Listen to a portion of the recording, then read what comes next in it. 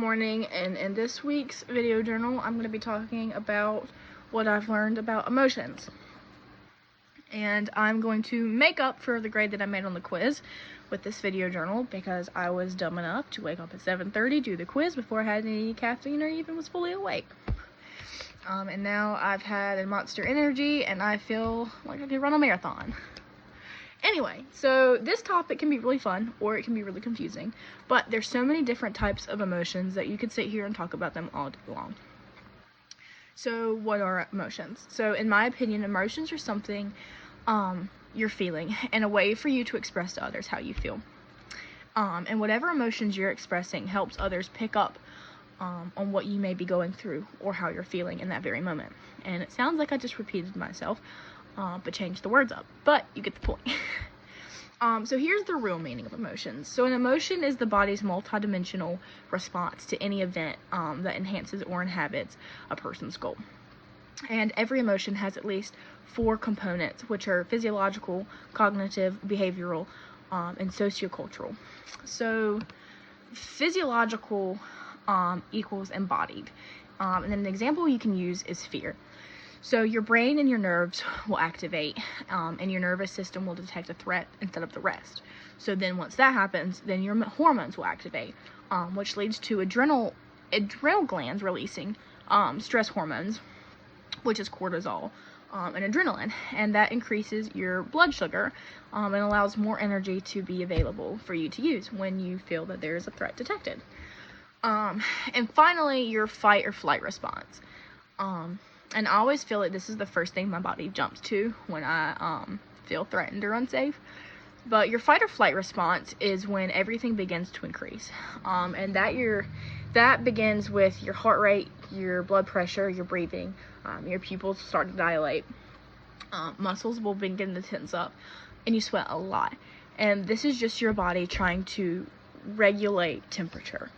And so when your emotions are cognitive, it's when different emotions can lead to similar physiological responses. Passion or fear, both forms of arousal, and cognition, and I think I pronounced that right, probably not, but this is how we differentiate these emotions. And so as an example, I'll use passion, being I used fear for the last one. And I did some research for this one since it wasn't on the slides, so I'm going to break it down. So starting with emotional labor. This is the effort put into feeling and expressing your passion towards something or someone.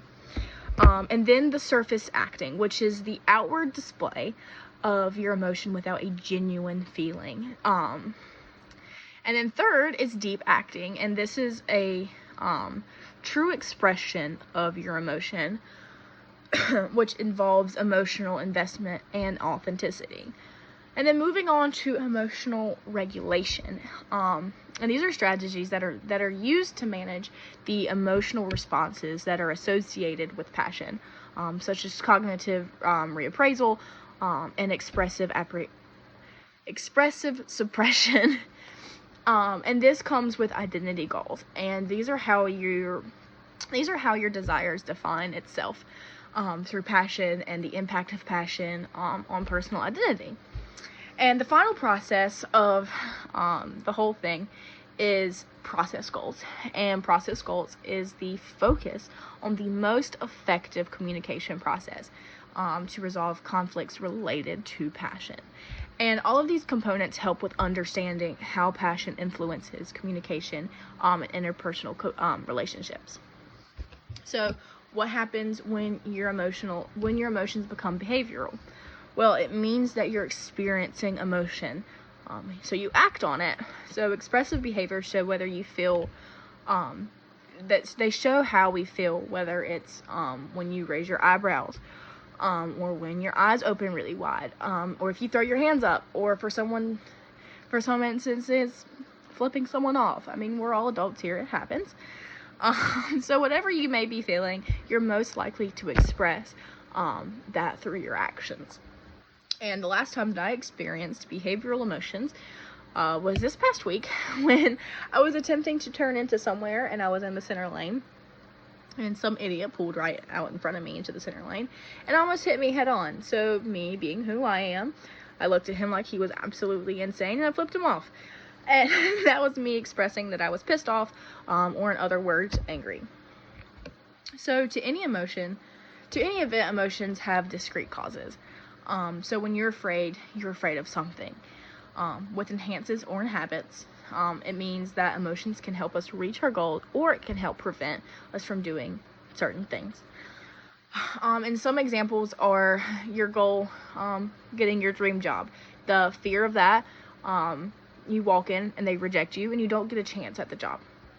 And so there are 6 basic emotions that are expressed across the world, which is joy, sadness, anger, fear, surprise, and disgust. And there are forces that shape emotion. And the forces that shape emotion are cultural, display rules, technology, emotional conjugation, I don't know, I can't pronounce it. But I'm horrible. I can spell fantastically, but I cannot pronounce things to save my life. Gender, personality, emotional intelligence. And so each force shapes an emotion differently. So moving on to untranslatable emotions. So untranslatable emotions are emotions that referring to a feeling that cannot be accurately expressed in a single word or a phrase within a specific language. Therefore, untranslatable emotions excuse me, often have positive valence. They're highly specific, and native speakers who also speak English say that translation isn't always perfect. So then there's emotional intelligence, which is the opposite, sort of untranslatable. So, and this is the ability to understand emotions, and how to manage your own.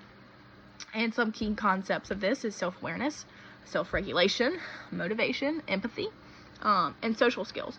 So a way to tell if someone has low emotional intelligence is if the person has poor social skills, low empathy, poor emotional control, or blaming something on others for something you did or someone else did. And that's just kind of how I see it. But within emotions, there are feelings and moods. And feelings are the conscious interpretation and labeling your emotions. And moods are prolonged feelings with no identifiable cause. So when you put all 3 together, it makes sense as to why it all goes together. So there's more to emotions instead of just being happy or sad or mad, because that there's all of that, and then when you play in with your actions, then that your actions are then depicted by your emotions as well.